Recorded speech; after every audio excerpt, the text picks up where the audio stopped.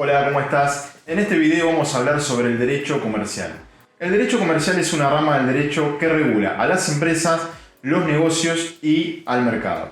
En cuanto a las empresas, tenemos que ver que el derecho comercial regula la parte interna como también externa de las mismas. Es decir, va a regular todo lo que tiene que ver con representación de las empresas, la parte de responsabilidad de las mismas, y a su vez va a regular la parte de insolvencia, es decir, qué sucede cuando una empresa carece de la liquidez y de los fondos suficientes para hacer frente a sus obligaciones.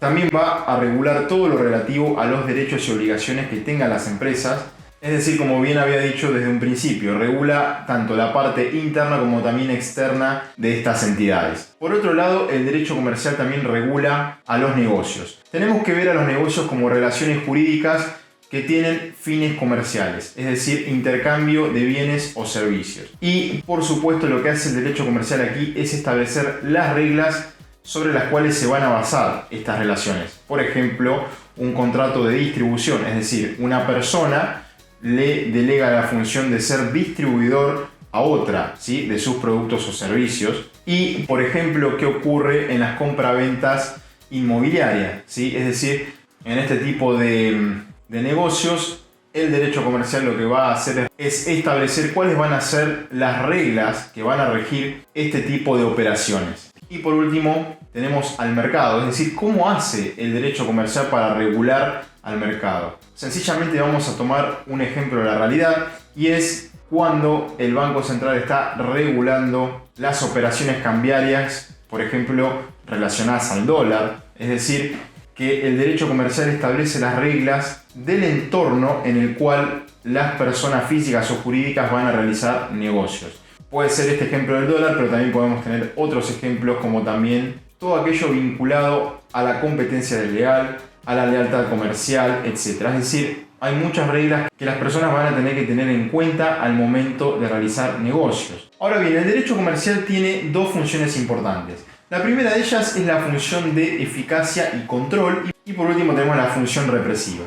La función de eficacia y control es aquella función que determina todas las reglas que van a imponer a las personas que realicen negocios las obligaciones correspondientes para que estos negocios se lleven a cabo de forma segura. Eso por un lado. Ahora, ¿qué ocurre cuando algunas de estas personas que están realizando negocios no cumplen con sus obligaciones? En este caso, el derecho comercial lo que hace es ejecutar su función represiva. Es decir, que en caso de incumplimiento de dichas obligaciones, el derecho comercial impone sanciones a las personas que incumplan con estas normas. Por lo tanto, el derecho comercial no solamente busca que las relaciones comerciales se lleven a cabo de forma segura, sino que también busca sancionar a aquellos que incumplan con sus obligaciones. A su vez, el derecho comercial tiene principios que lo rigen. Y ahora la pregunta es, ¿qué son los principios?